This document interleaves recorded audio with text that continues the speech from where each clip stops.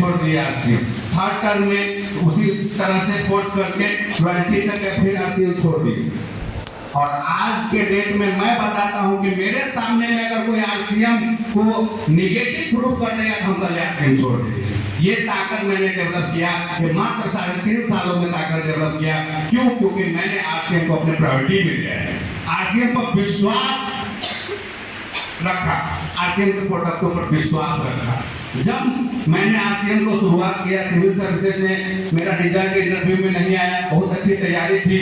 उसके बाद रंजीत सर हम फ्रस्ट्रेट हो गए थे, रात में हम जग जाते थे, हम मतलब हमको नींद नहीं आती थी। उस समय में रंजीत सर हमसे मिले, हम कोचिंग ट्यूशन शुरू कर चुके थे, कुछ बीपीएससी के तैयारी करने वाले लड़कों को हमने पढ़ाना शुरू कर दिया।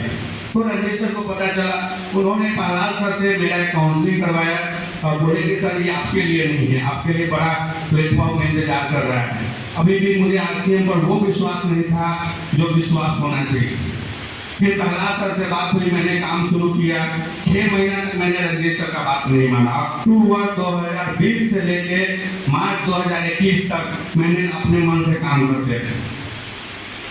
एक दिन मुझे ऐसा लगा तो मैंने कहा कि सर सुनते, आज हम आपको सरेंडर कर रहे हैं, आज मैं आपको सरेंडर कर रहा हूँ, आप जो कहें। क्योंकि मुझे ऐसा लगता था कि मैं पीएचडी होल्डर हूँ, मैं लॉ ग्रेजुएट हूँ, इंटर पास आदमी हमको क्या बताए। सवाल ये उठता है कि एक पढ़ा लिखा व्यक्ति के अंदर में साथ में ईगो जरूर आता है, वही ईगो मेरे पास भी था। ऐसा कुछ नहीं है कि मेरे पास, मेरे उस समय तक 2015 तक तो मैंने हजारों लड़का को पास करवा दिया। आज मेरे सैकड़ों लड़के बिहार पुलिस में होंगे, सैकड़ों इंजीनियर और सैकड़ों डॉक्टर होंगे जिसको मैंने पढ़ाया। तो उस समय मेरे अंदर में भी एक स्पेशल ईगो था। उस समय मैंने कॉलेज ज्वाइन कर लिया हुआ था 2009 में, और चूंकि 2009 में मेरा एमए फाइनल हुआ और private college Khudiram Bose college को मैंने ज्वाइन कर लिया था। उसमें मेरी ज्वाइनिंग हो गई, काम हमसे हुआ नहीं, काम का करने का प्रयास करते रहे, क्योंकि काम मेरे प्रायोरिटी में नहीं था।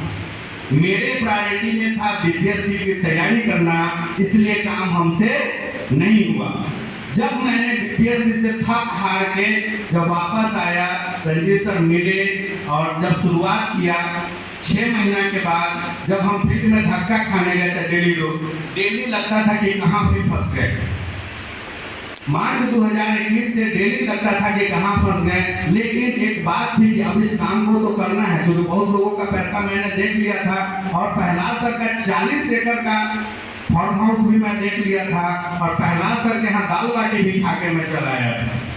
जिसके घर में 20 लाख रुपया महीने का आता है उस आदमी को तो मिल लिया था, रंजीत सर मिलवा दिए थे। मेरे करीब में 5 लाख 10 लाख रुपया महीना कमाने वाले लोगों से उन्होंने हमको मिलवा चुके थे। तो हमको ही लगा पैसा तो आता है, इसमें कोई शक नहीं, पैसा तो आता है, अब काम शुरू करना तो है, काम हो क्या नहीं रहा है, ये बात समझ में नहीं आई।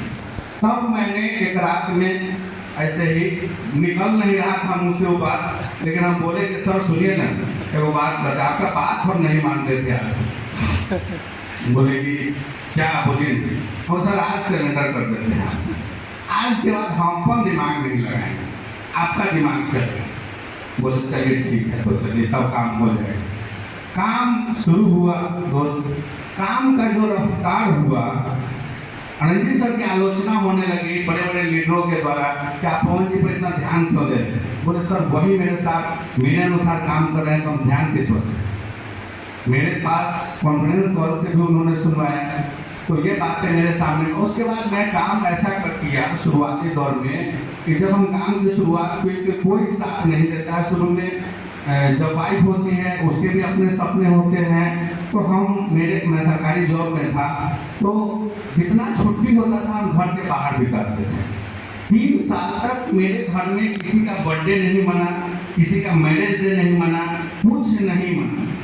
बात को समझना है थोड़ा गौर से कि उसके कारण पत्नी कई बार मतलब जब पत्नी का चेहरा जब जाइएगा और मतलब दूसरे तरह का देखिएगा तो आपका सारा दिमाग जो है खराब हो जाता है। इसमें पत्नी का रोल यही होता है कि जब बाहर से आप आए तो हंसमुख चेहरा रहे, ताकि आप काम मतलब आपका ठीक ठाक चल पाए।